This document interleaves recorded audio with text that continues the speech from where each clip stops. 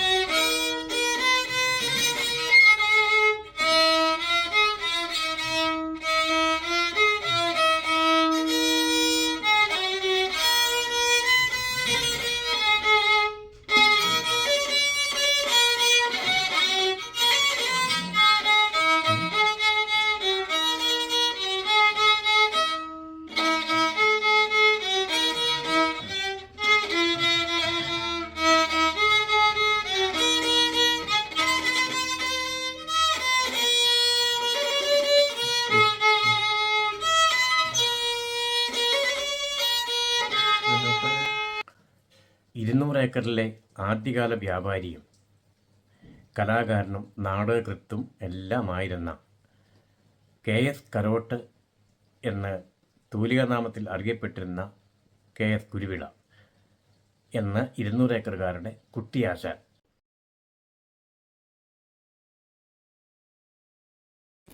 കുട്ടിയാശാൻ്റെയും മറിയക്കുട്ടിയമ്മയുടെയും 4 മക്കളിൽ ഒരാളാണ് ജോൺസൺ എന്ന ഈ കുട്ടിയച്ചൻ.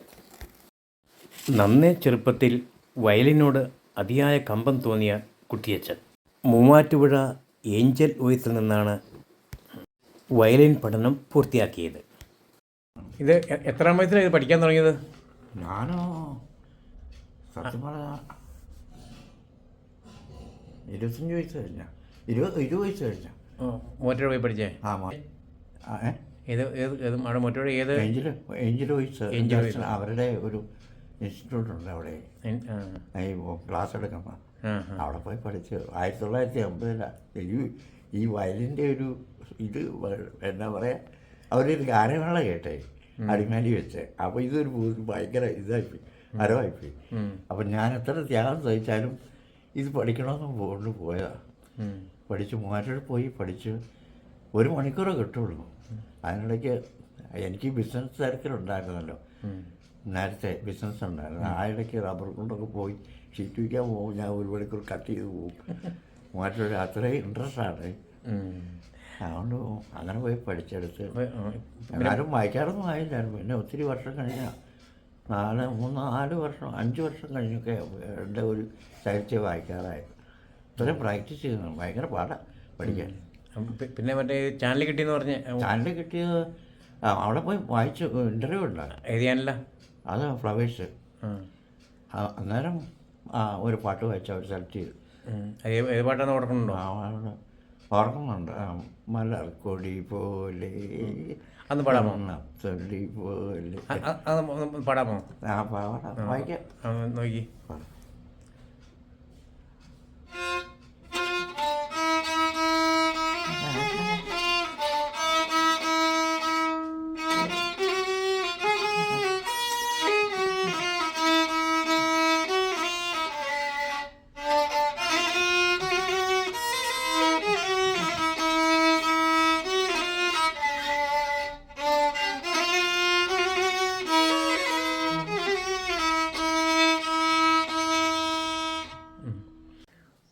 മൂവാറ്റുപുഴയിൽ നിന്നും വയലിൻ പഠനം പൂർത്തിയാക്കിയ കുട്ടിയച്ഛന് നിരവധി സ്റ്റേജുകളിലും തുടർന്ന് ഫ്ലവേഴ്സ് ടിവിയിലും വയലിൻ വായിക്കുവാനുള്ള അവസരം ലഭിച്ചു.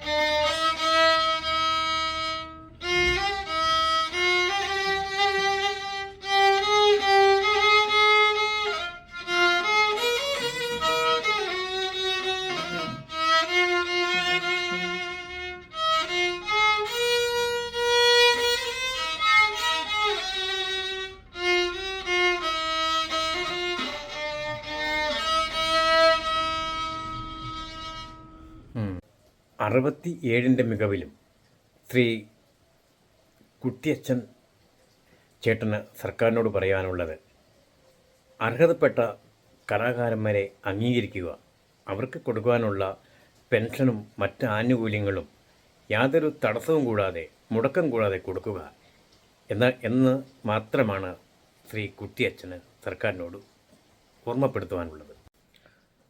പ്രിയ കൂട്ടുകാരെ, ഈ വീഡിയോ ഇവിടെ പൂർണ്ണമാവുകയാണ്. എൻ്റെ വീഡിയോ ഇഷ്ടപ്പെട്ടാൽ ലൈക്ക് ചെയ്യുക, ഷെയർ ചെയ്യുക. നിങ്ങൾ ആദ്യമായിട്ടാണ് എൻ്റെ വീഡിയോ കാണുന്നതെങ്കിൽ ഒന്ന് സബ്സ്ക്രൈബ് ചെയ്ത് വച്ചേക്കുക. തൊട്ടടുത്ത ബെല്ലൈക്കൺ കൂടി അമർത്തിയാൽ ഇനിയും ഞാൻ ഇടുന്ന വീഡിയോകളുടെ നോട്ടിഫിക്കേഷൻ നിങ്ങൾക്ക് ലഭിക്കുന്നതാണ്.